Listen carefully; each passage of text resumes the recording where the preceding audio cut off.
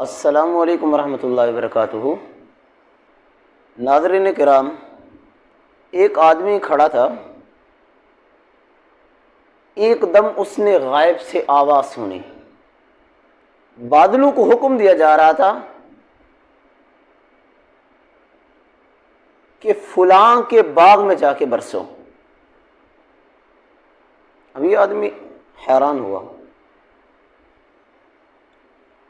پھر دیکھا کہ بادل ایک جگہ پہ خوب برسے، پانی جمع ہوا، پانی نالے میں بہہ کے جا رہا ہے، اور یہ آدمی اس پانی کے ساتھ چل پڑا۔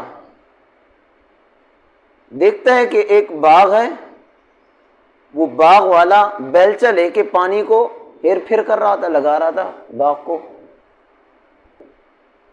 یہ آدمی اس باغ والے سے اس کا نام پوچھتا ہے،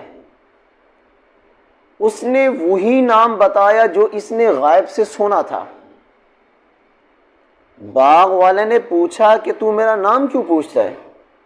اس نے بتایا کہ بھائی میں نے اس طرح نام سنا ہے غائب سے، اور تیرا نام لے کر کہا جا رہا تھا، اس لیے میں نے تیرا نام پوچھا ہے۔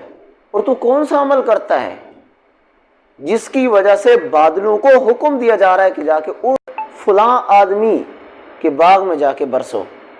باغ والے نے بتایا کہ بھائی میرا کوئی اتنی خاص عمل نہیں ہے، جو اس باغ میں سے نکلتا ہے میں ان کو 3 حصوں میں تقسیم کرتا ہوں۔ ایک حصہ اللہ کے راستے میں خرچ کر دیتا ہوں، ایک حصہ اپنی بیوی بچوں کے لیے رکھتا ہوں، اور ایک حصہ میں دوبارہ اسی باغ میں لگا دیتا ہوں، بس میرا یہی عمل ہے۔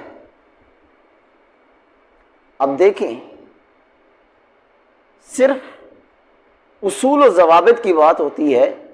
جس نے آپ کو پیدا کیا، جس نے آپ کو مال و دولت عطا کی، جس نے آپ کو قوت عطا کی، ہر چیز کی نعمتیں اللہ نے عطا کی، آپ اس کی فرما برداری کرتے ہیں تو پھر اللہ آپ کے کام آسان کر دیتے ہیں۔